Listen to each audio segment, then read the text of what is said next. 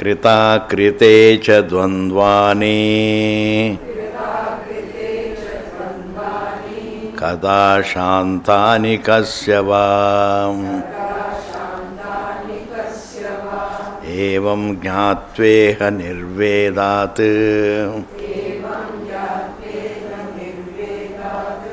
भवत्यागपरो व्रती कृता कृते actions to be done, the duties to be done, and the actions not to be done, the do's and don'ts. Dvandvani, these are all dvandvas have mutual relationship. One without the other can't exist. That is called dvandva. Dvandva. Like and dislike are mutually opposite, mutual opposites. But it is just not possible to have only one of them, not the other.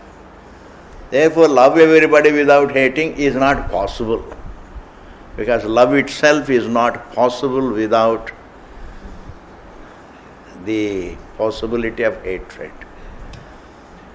Love cannot survive without its inimical friend called hatred, its opposite friend.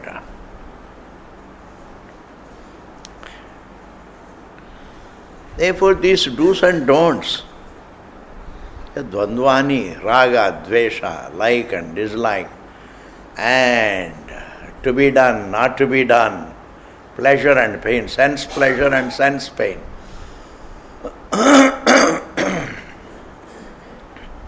Within the realm of the thought are all opposites.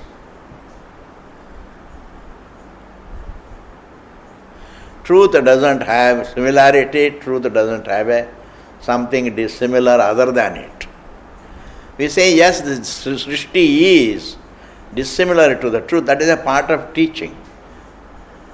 That is a part of teaching. That is a prakriya. But by nature it alone is. It has no opposite, it has nothing similar to it. There is nothing other which is similar to it.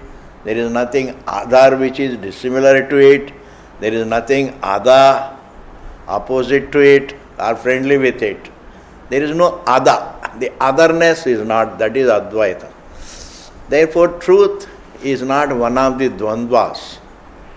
And in the adhyasa, everything is in the form of dvandvas, opposites.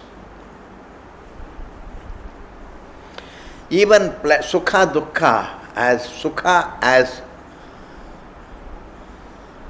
a dvanda, that which is alternated by dukkha. Sukham as alternated by dukkham.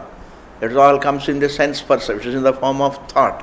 Meaning, it is nothing but the Atmanandam, Atma Sukham, but it is experienced by way of silencing the thought.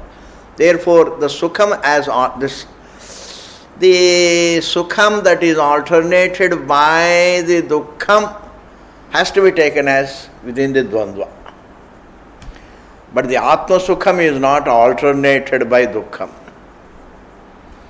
Advaitam is not alternated by Dvaitam.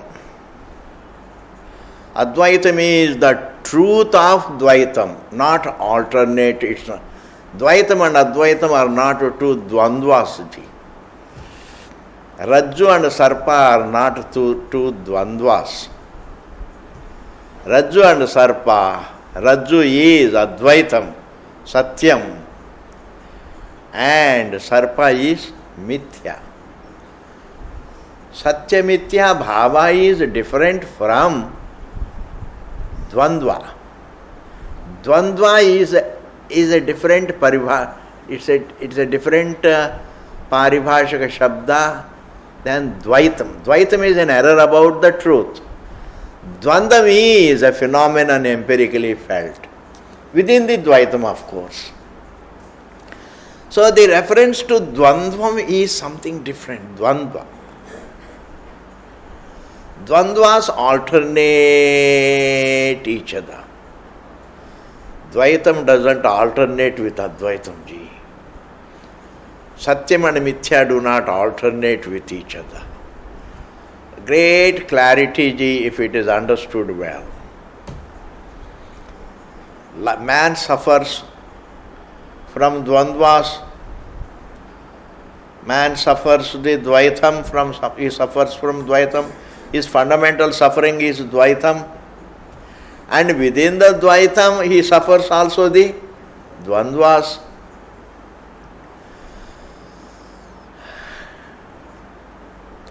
Ultimately, in this manner, Dvaitam is not subjective, even Dvandvas are not subjective, and ultimately he comes to suffer even subjectivity. Up to Dvandvas, Dvandvas are not something that is my subject. To be subject to likes and dislikes is not subjective, vulnerability. I find myself with that all vulnerability. To be subject to pleasure and pain, to be subject to be vulnerable to sense pleasure and pain, that vulnerability is not my subjective creation. It's not subjective. It is. I find myself with it. Because I find myself with it, it's not subjective. It is anadi. All my vulnerabilities are anadi. It's a part of the error. Vulnerability is different from subjectivity. What is subjectivity? Thought I use my choice. Subjectivity is generally certain subjective views. Even subjectivity, vulnerability. That I am subject to think subjectively, and I have got my own subjectivity, my problems are there. I have a speculative vulnerability, imagining vulnerability. I find myself with it. That is also universal. But some subjectivity is there. What you can avoid, you do it. That is subjective.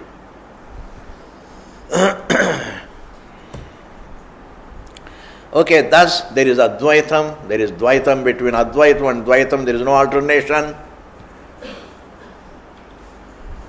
Between Dvaitam and Dvandvas also there is no alternation. Within the realm of Dvaitam are all the Dvandvas. And the Dvandvas, like and dislike, they alternate each other. Chakravat parivartante sukhani dukkhani cha, it is. Hitopadesha naturally can only talk about. Hitopadesha is a very empirical literature. Empirical literature has to talk only about empirical things.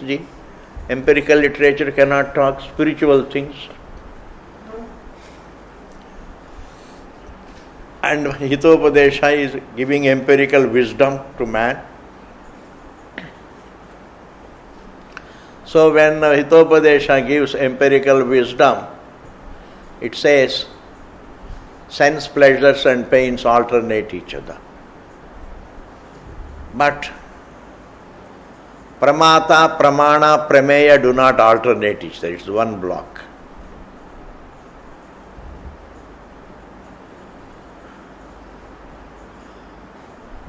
The elements don't alternate one another.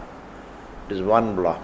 Within the Srishti, there is no alternation. But among the Dvandvas, now here Bhagavan says, Krita Krite, the do and don't. When I do, it is Kritam. When I don't do it, it is Akritam. Doing and not doing alternate each other. Dvandvani, Krita Krite cha. Krita Krite cha, the duty is done, the duty is to be done, and the activity is to be avoided. Plus then, Dvandvani and the Dvandvas. Kada, when? Shantani, when are they over? Kasyava, when are they over in the life of anybody? Kasyava, who has exhausted the list of the duties? Duties are always there till the end of life. There is always something to be done till the end of life. There is always something to be avoided till the end of life. There are always pleasures and pains till the end of life. Always likes and dislikes till the end of life. The dvandvas continue through with the embodiment. The krita krita, the do's and don'ts continue till the end of life. So don't wait for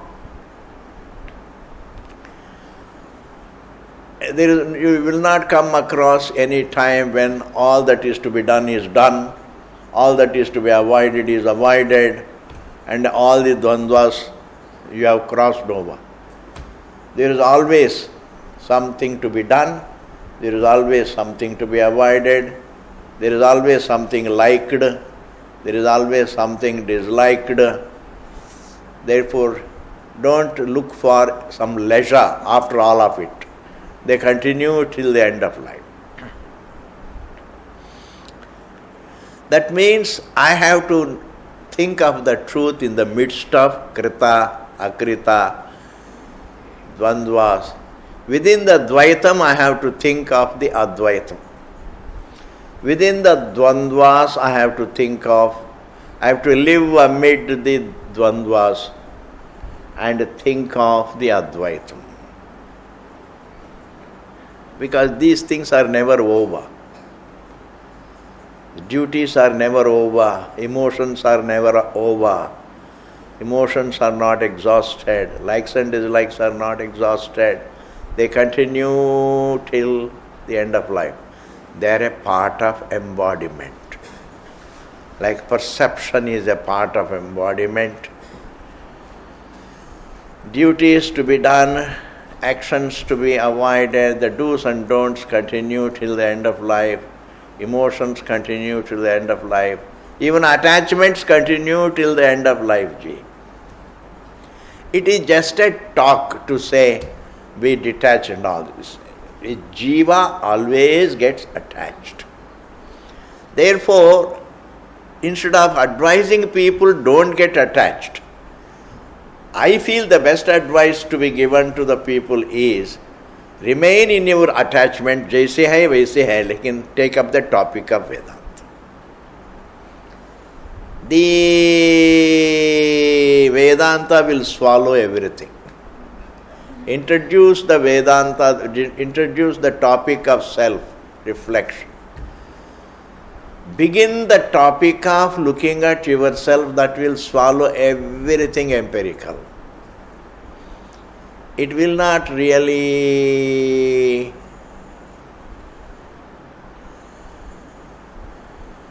they say, to kill the dengue mosquito, they are going to introduce another mosquito. That will come and eat up all the eggs of the dengue mosquitoes. So, Brahma Vidya is that mosquito. It will just eat up all the dengue mosquitoes. Therefore, the effort not to be attached is not possible. You can't renounce attachment. You can't renounce your personal lifestyle. You can't even have moderation in eating. You can't really change your lifestyle. Jiva has a certain pattern of lifestyle.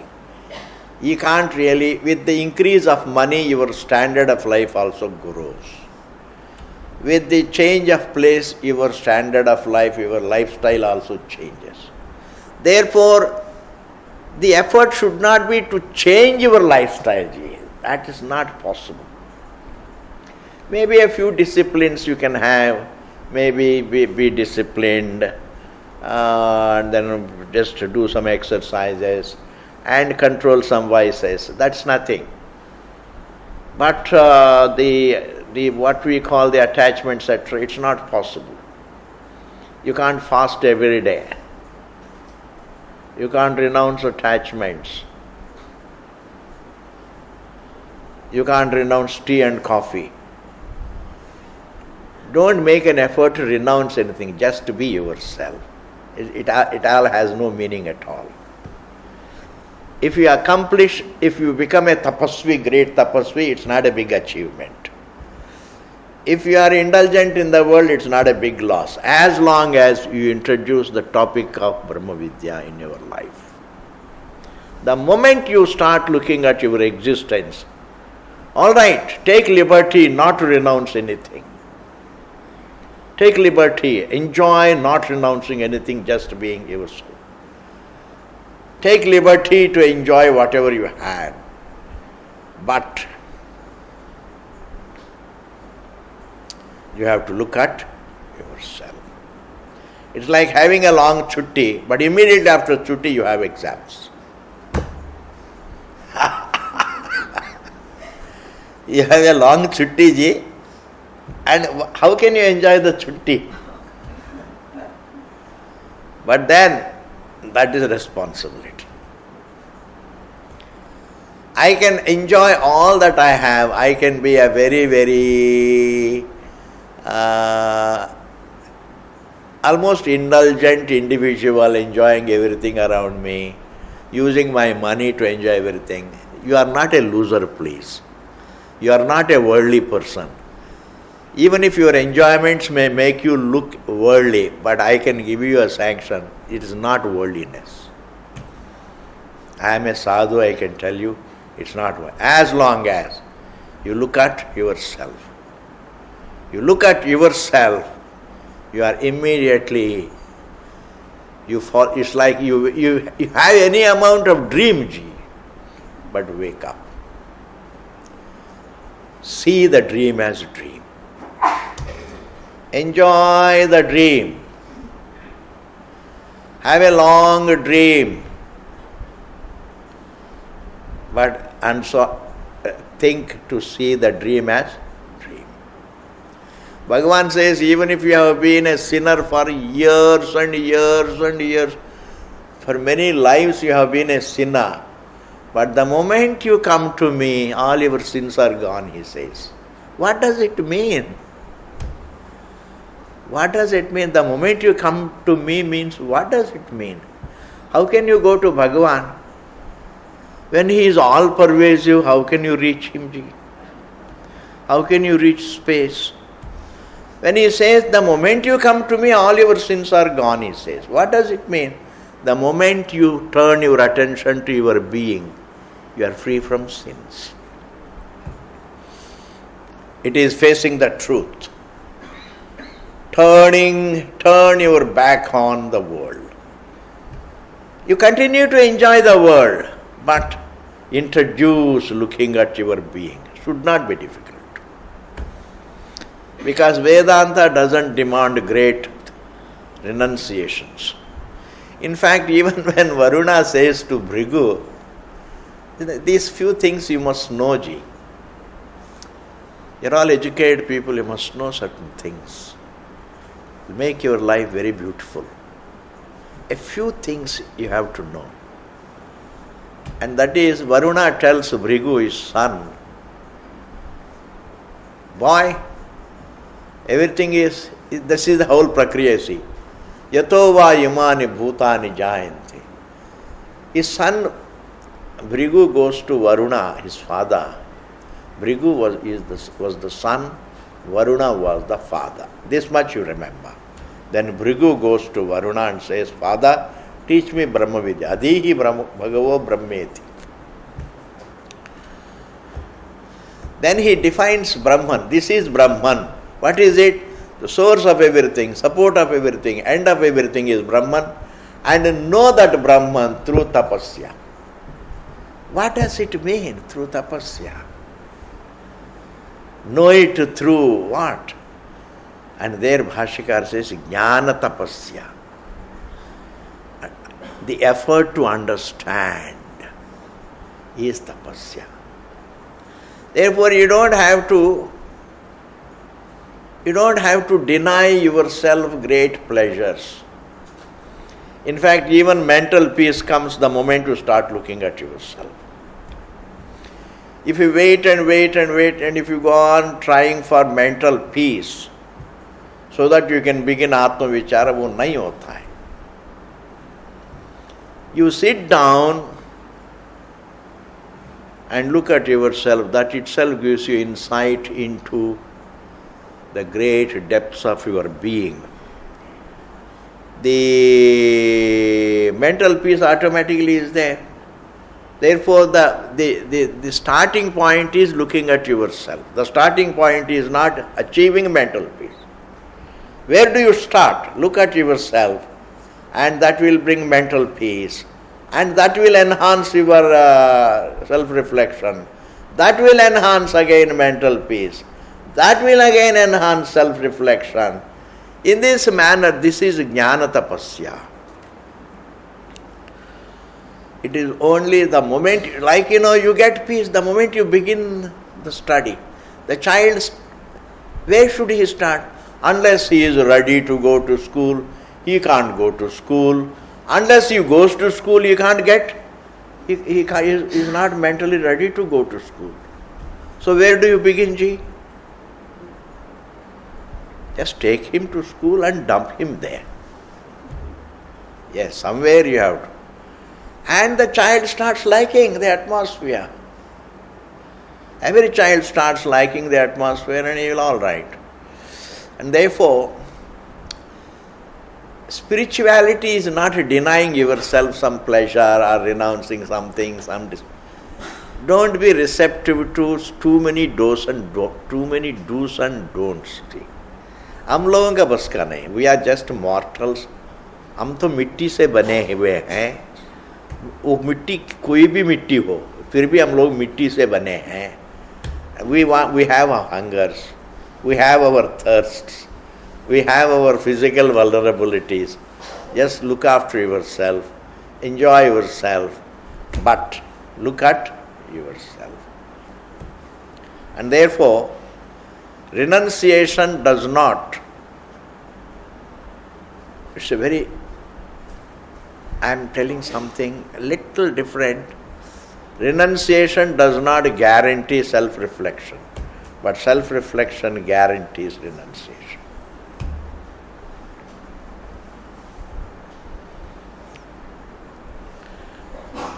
Discipline does not guarantee self-reflection, but self-reflection guarantees discipline. Therefore, the starting point should be self-reflection. Looking at your self-reflection is not some kind of doing it. It's not some kind of abiding. It's not some kind of concentration. It is discerning. Please don't accept any word. Meditation, dwelling, focusing, concentration. These are not the words. They don't mean viveka at all. Viveka means discerning, seeing the difference that is already there. Seeing the difference between conscious being and the form. Seeing the difference between the fact and the form, fact and the error. Seeing the difference between one's existence and the form.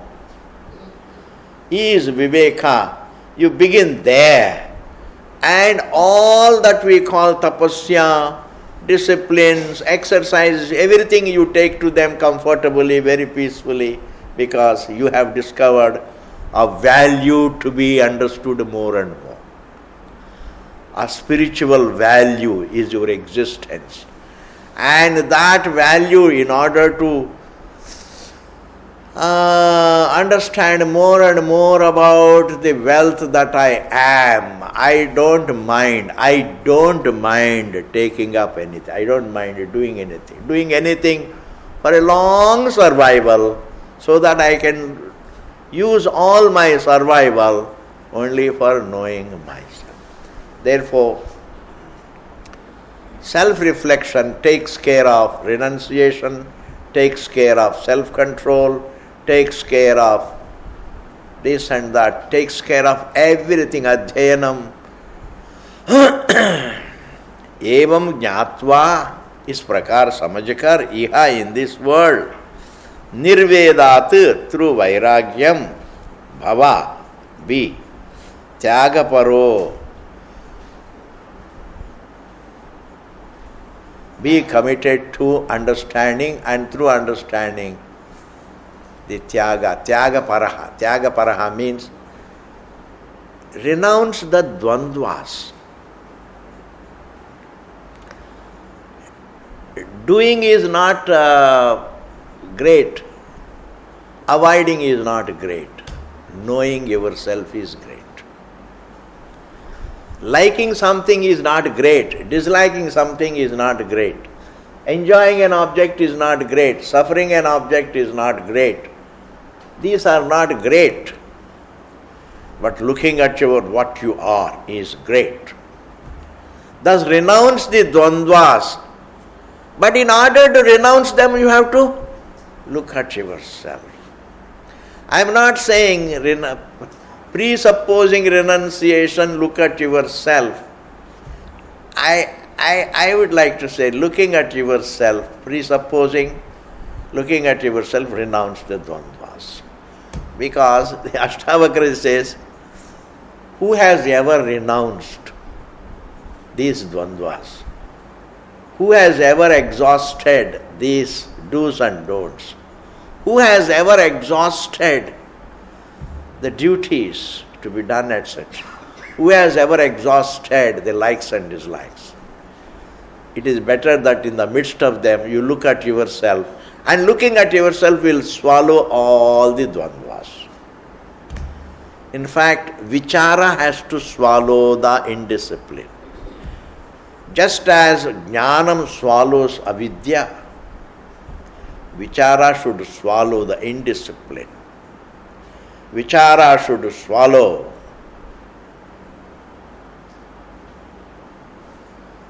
the erratic lifestyle. All the erratic nature of an individual is swallowed by vichara. Even the dumbness of an individual in vyavahara is swallowed by the atma vichara.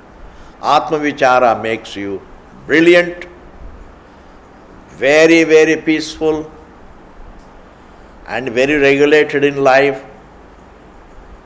You are like a sage. Without looking at yourself, you cannot be a sage. And without being a sage, you cannot live life correctly. And therefore here Bhagavan says, don't wait until all the duties are done, etc. Just as you are, in the midst of what you are, in the midst of your lifestyle as it is, look at yourself.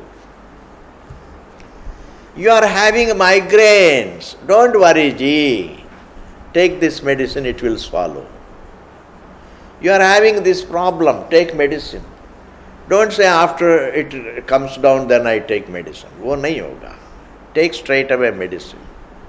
I think I have thought about this.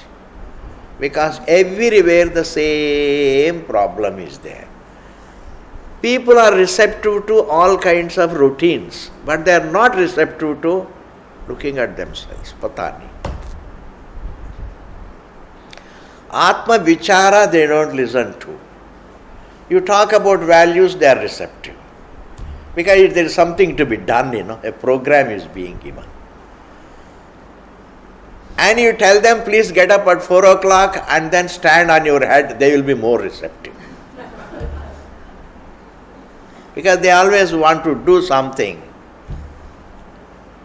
Therefore, please, routines, do's and don'ts, and what we do is very, very unimportant to us. What we do has no relevance to our happiness. And what we don't do also has no relevance to our happiness. Our happiness is our nature, and therefore what is relevant to me is only looking at myself. Am I a form, or is my existence independent? Turning my attention on myself is relevant to Atma Vichara, is relevant to my happiness. What I do, what I don't do, what I like, what I dislike, my disciplines, my indisciplines also. My punya karma has no relevance to my happiness. My papa karma also has no relevance to my happiness. By being Rama, that's not relevant to me. By being Ravana also is not relevant to me. I have to look at myself. These people are not receptive. If I say this, they are not receptive. Then what are they receptive to? They are receptive to a program. They are receptive to some agenda. And even the students come and Swamiji, let us go to Rishikesh and have a camp. Because that gives a nice elbow space for one's entertainment. And after going to Rishikesh, why don't you stay there for some time? No, let us go back to Delhi. You see, we speak our restlessness. And restlessness is best contained by a program. Restlessness is best contained by a routine, by a program, by doing something, by occupation. Get yourself occupied. But no occupation is relevant to our happiness, really. No occupation is relevant to our happiness. Then what is relevant? Only one thing is relevant. Be occupied with looking at yourself. That means see the difference between being and thinking. What an occupation it is. It is an occupation in which there is no action.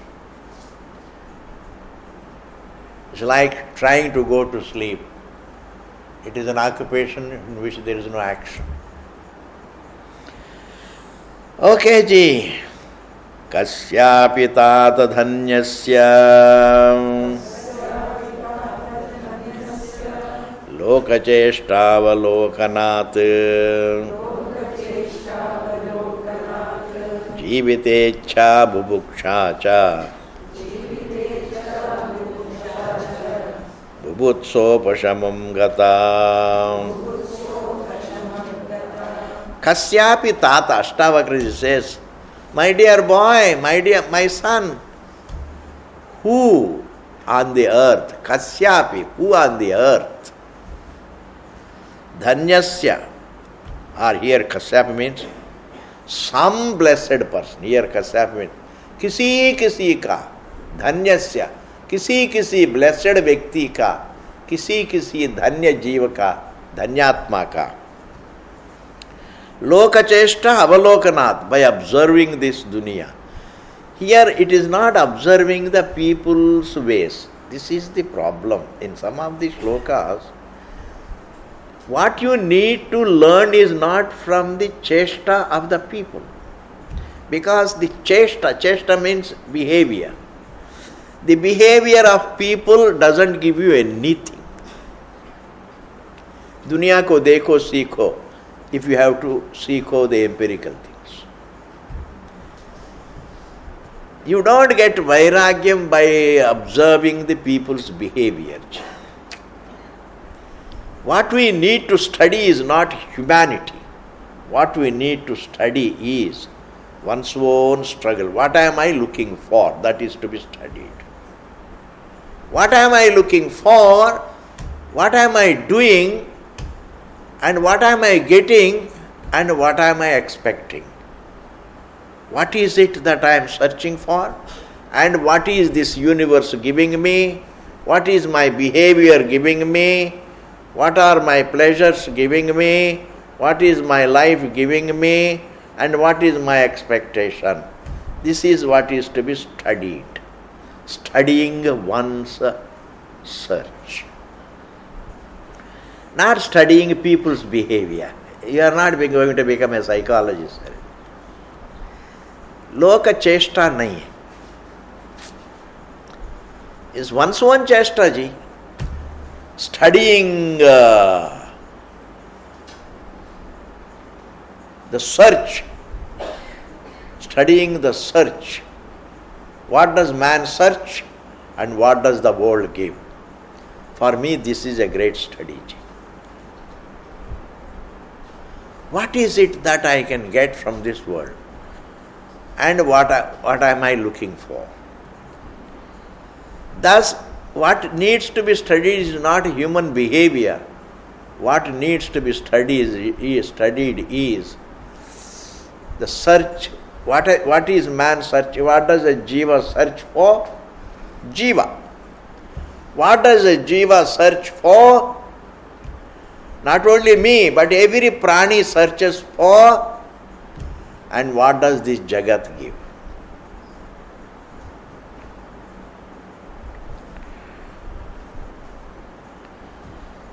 And a person, when he studies the nature of the search, and if he also studies what the world can give, the difference is too much.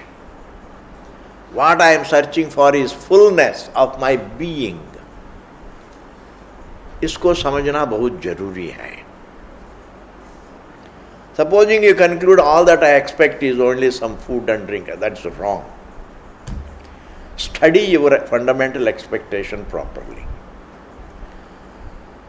And unless I study my fundamental expectation, my fundamental motive, I cannot think correctly. I must discover that every living being's fundamental search is for fullness. This must be discovered. Atmanastu kamaya sarvam priyam bhavati. The human search is for fullness is not something to be repeated, is something to be discovered. Man's search is not for enough for survival, because survival itself man uses for happiness. And happiness is not something that if we get some little happiness, then he is not. Supposing he says, I want eternal happiness. And once we say eternal happiness, eternity is not an object of. See, you may say the search is for eternal happiness or the search is for fullness. It means the same things. The search is for fullness, you say, or the search is for eternal happiness, you say, or the search is for the fullness of the being, you say. It means the same thing. But don't conclude the search is for only abundance. Search is not for abundance of material wealth. Because even the abundance of material wealth is for fullness of the being, peacefulness of the being. And one has to study also that peace is not the quality of the thought. You have to study it. You have to study it means you have to observe, see what it is. Thinking pertains to the object, not happiness.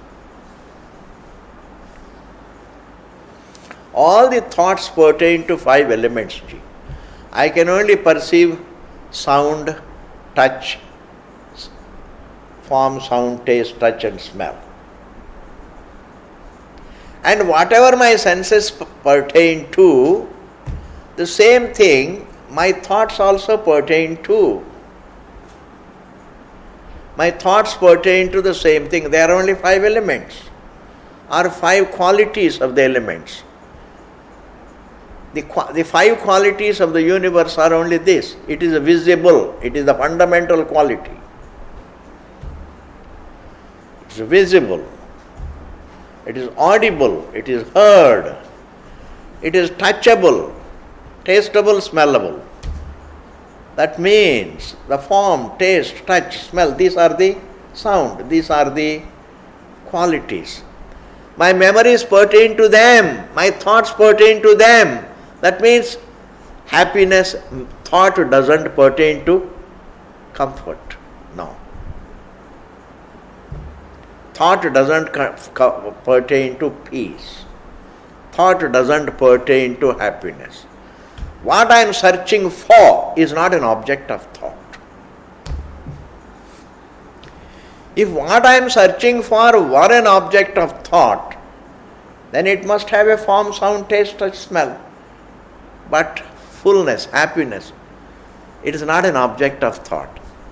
If it is not an object of thought and if it is still there, it means the comfort of the being, the peace of the being, the fullness of the being. And therefore, what is to be studied is not human behavior, please. Don't look at people and keep studying them. They will feel very uncomfortable.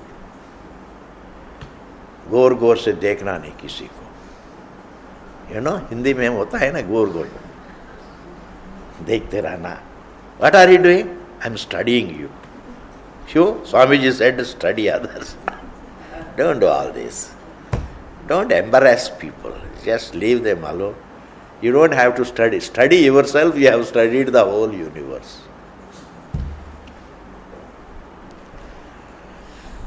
Thus, jivatecha. And therefore the fundamental motive is not for a long embodiment. No. It's eternity of existence, not eternity of embodiment. The love is not for a long embodiment. You can have long embodiment to know the truth which is eternal. But the long embodiment is not the fundamental motive. The long embodiment is an error. How can you have the love for the error? Bubukshacha. The fundamental motive is not to enjoy the world. The fundamental desire is to be full. Bubutsa. Bubutsa means the desire to know. The desire to know also comes to an end when it is not that to have ever-ending, never-ending thought of knowledge.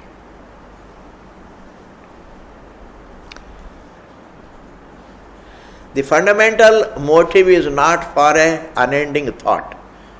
The fundamental motive is eternity of the being, eternity of the conscious being.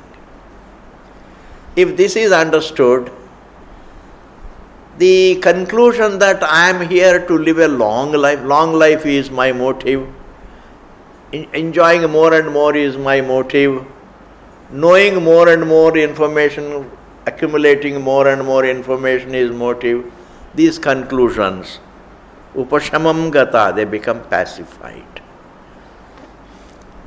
Because man always lives with the false motives, wrongly misunderstood motives, like I am here to live a long life, to have long pleasures, and to accumulate enough information, etc.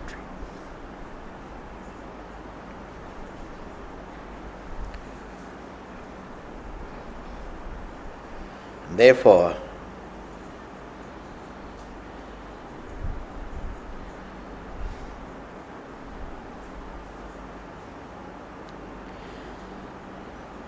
कस्यापितात धन्यस्य लोकचेष्टावलोकनात् जीवितेच्छा बुभुक्षाचा बुभुत्सा उपशमम gata.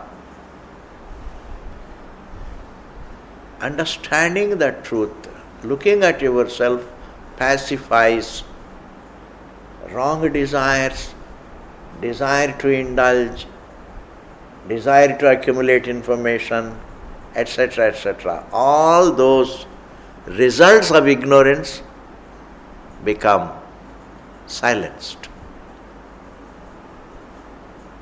For whom? Only for a blessed person.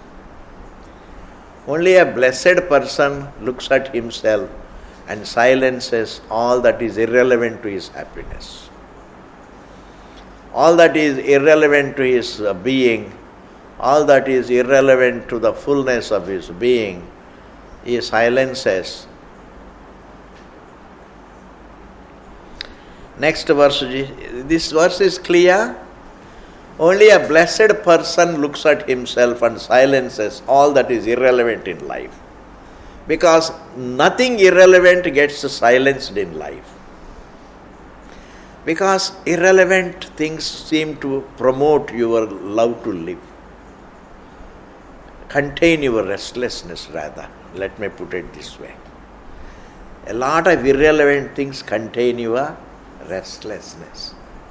One irrelevant thing contains another irrelevant thing. Irrelevant things, restlessness is one irrelevant thing, and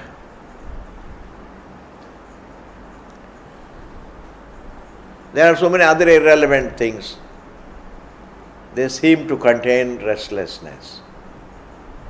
Going all the way to Switzerland and having a cup of coffee is an irrelevant thing. Unnecessary. Therefore, blessed is a person. I don't want to translate it, only very rare is a blessed person. ऐसा कुछ नहीं. Every person can be blessed. Blessed is a person, blessed is a person who looks at himself and silences all the irrelevant things. And the irrelevant things are like what? Jivitecha. Long life is an irrelevant thing. Bubuksha, enjoying a lot, is an irrelevant thing. Overindulgence is an irrelevant thing.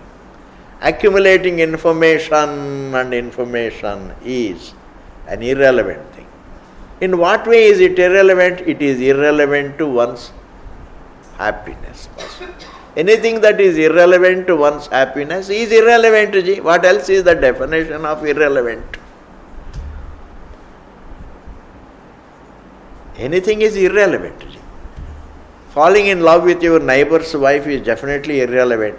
No, Swamiji, it is not irrelevant, it gives me happiness. But ultimately it will give you hell. Because what happiness is that which is not alternated by unhappiness. That is also a definition of happiness. The fullness of the being is not alternated by anything else. Peace is that which is not alternated by disturbance. Because disturbance is an appearance within the realm of peace. ये इसको समझना है जी. Our happiness is not alternated by unhappiness. If happiness is something that is not alternated by unhappiness, then happiness is the nature of the being. Therefore, anything other than looking at oneself is irrelevant in life. See, it is very difficult to count the irrelevant things in life. Therefore, just be aware of what is relevant. It is very difficult to make a list of irrelevant things. Everything that we do is irrelevant except sitting quiet and looking at oneself. There is only one relevant thing called Atma, Anatma, Viveka. Everything else is irrelevant. Everything else is irrelevant. What about going to office making? Maybe it is irrelevant for the fullness. It may be relevant to survival. But survival itself is really, mere survival is irrelevant to fullness. It may be useful if I decide to look at myself, then my health is useful, my living is useful, everything becomes useful. It's amazing, ji. I can make one sentence, ji. If you are doing Atma Anatma Viveka, then everything is relevant. If you are not doing Atma Anatma Viveka, then nothing is relevant. Nothing is relevant in life. We are being processed through, we go through the motions of existence. Okay, ji, the next. Anityam sarvame vedam tapatritaya dushitam asaram ninditam heyamiti. nischitya shamyati. Iti nischitya shamyati. Anityam. A man becomes peaceful only when he determines, not that he by exercise, when he determines, when he discovers the fact. Determining means discovering a fact. This is this is not like that. This is only this. Like, I determine that the fire is hot, means I discover that fire is hot. I determine the earth is global. Or I discover, I understand. Or I correct the error that it is flat. These are the meanings of the words, but all of them are synonyms. To determine is to discover, to determine is to discover, and to discover is to know. It means to understand correctly the right knowledge. A man becomes peaceful only by way of determining what he is and what he is not. What am I and what am I not? There is something that I am and there is something that I am not. What I am and what I am not have been clubbed together. What I am and what I am not have been clubbed together, have been confused for each other. And therefore, having determined, how do you determine? The objects are non-eternal, but what I want is eternity. Eternity of my existence. But the objects are non-eternal. This is how the determination is. The world is non-eternal, but what I want is, what I am looking for is eternity. Sarvameva idam, all this is non-eternal. Tapatritaya dushitam, it is afflicted by the three kinds of uncertainties. The social uncertainty, the inward adhyatmika, adi bhautika, adi daivika. I am vulnerable to the pain from within, the pain around, and the pain from above. This is called tapatraya or tapatritaya. Tapatritaya or tapatraya means the threefold afflictions, threefold problems. Life is vulnerable to pain from three directions. From within, sometimes suddenly my mind can become awry. Suddenly my health can go wrong. Suddenly my liver can go wrong. My health can go wrong. My mind can go wrong. My memory may go wrong. Suddenly I may have some kind of problem. Suddenly I may have a paralysis. It is all adhyatmika problem. Adhyatmika means from within. Suddenly my neighbors create a problem for me. That is adi bhautika. Adi daivika. Suddenly my adrishta, my prarabdha manifests. Adi daivika. Suddenly some prarabdha may descend on my head. Suddenly my neighbors may descend on my head. Or suddenly my own health may descend on my head. Who is going to stop it? Everybody's head is vulnerable to tapatritayas. Asaram. And even if you enjoy it, ultimately you get nothing. That is called asar. You go on enjoying, chewing the world, like chewing gum. At the end, what do you get? You go on chewing the gum and you want to get rid of it, and you take it out and then plaster it on a one of the ugliest phenomenon of the 20th century. One of the ugliest phenomenon of the modern times, really. Chewing gum. That only makes you feel that is the sign of inner restlessness.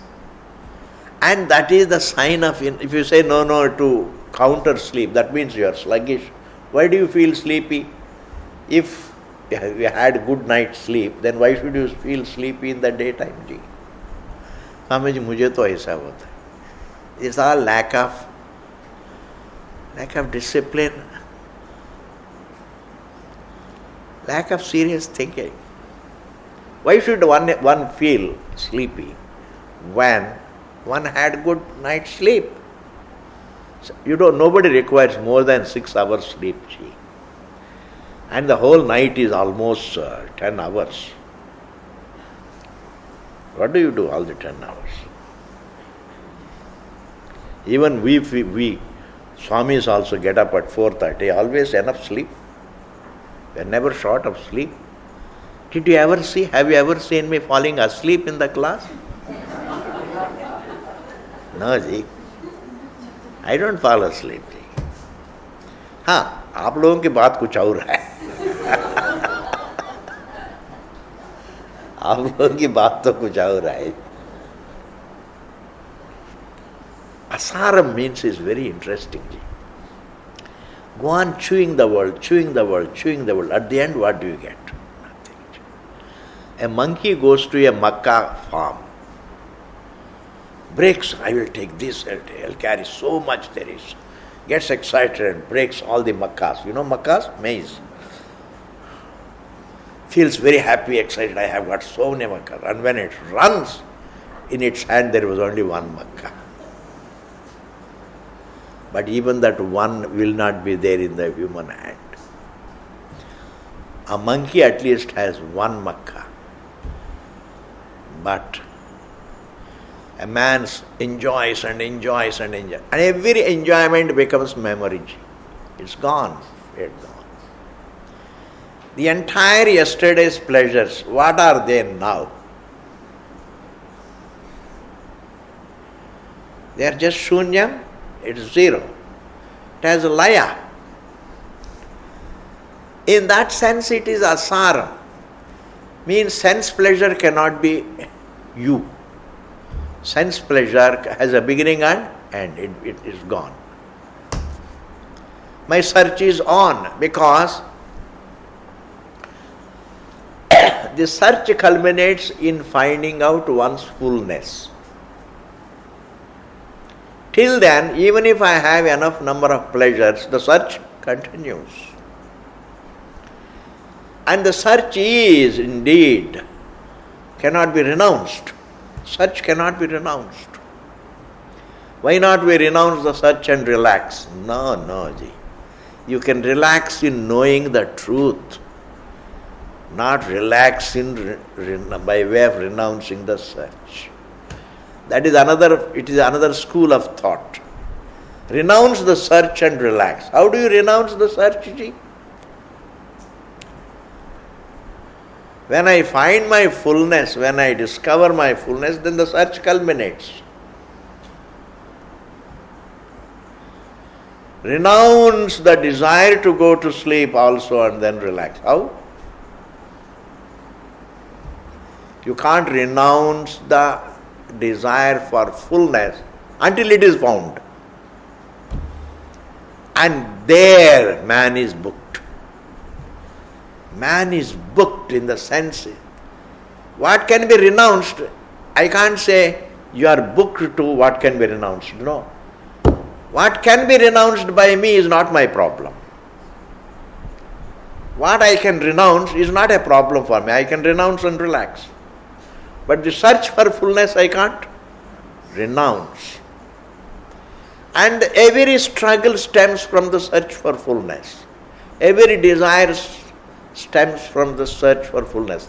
That means as long as the search is there, so long the entire samsara is intact. I can't renounce the search.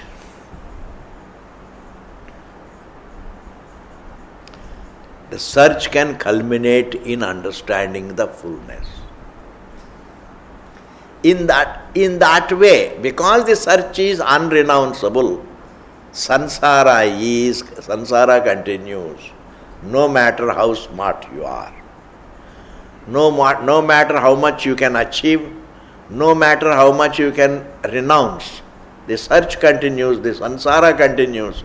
Because as long as the search for fullness is there, so long samsara is there. And the search for fullness cannot be renounced. Are you able to follow this point?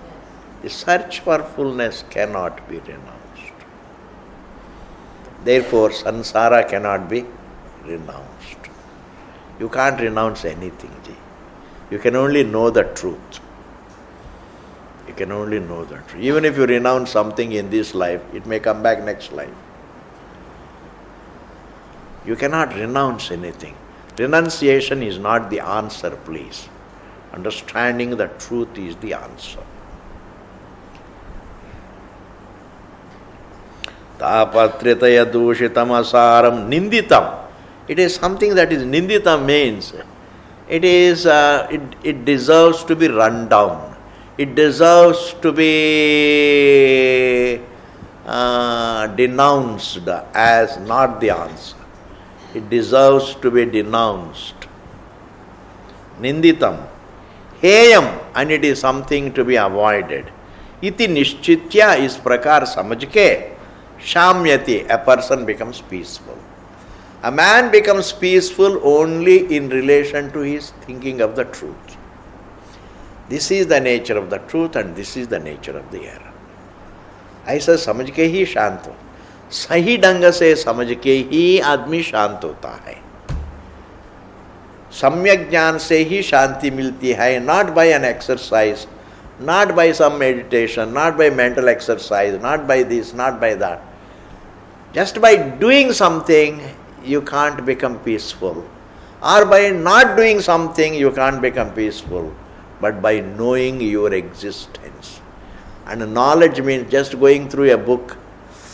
That is not. It is studying one's existence vis-a-vis one's form. Studying Vedanta means studying one's existence. Adhyayana karna. How a diamond man studies the diamond.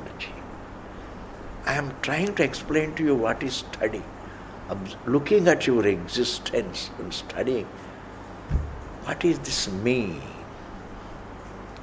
Like a physicist studies physics. Similarly, a thinking person studies one's existence.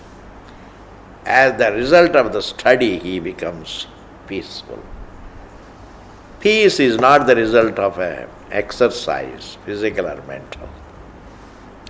Okay, ji, study culminates in understanding what you study. Adhyayanam, my studying myself, culminates in understanding myself. There is no other way. Clear, please? We'll continue it later on when we come back. After the vacation, you will all come back or you will forget? Please come back. Classes, आप लोग नहीं आएंगे तो गड़बड़ हो जाएंगे. पूर्णमदः पूर्णमिदं पूर्णात् पूर्णमुदच्यते पूर्णस्य पूर्णमादाय पूर्णमेवावशिष्यते.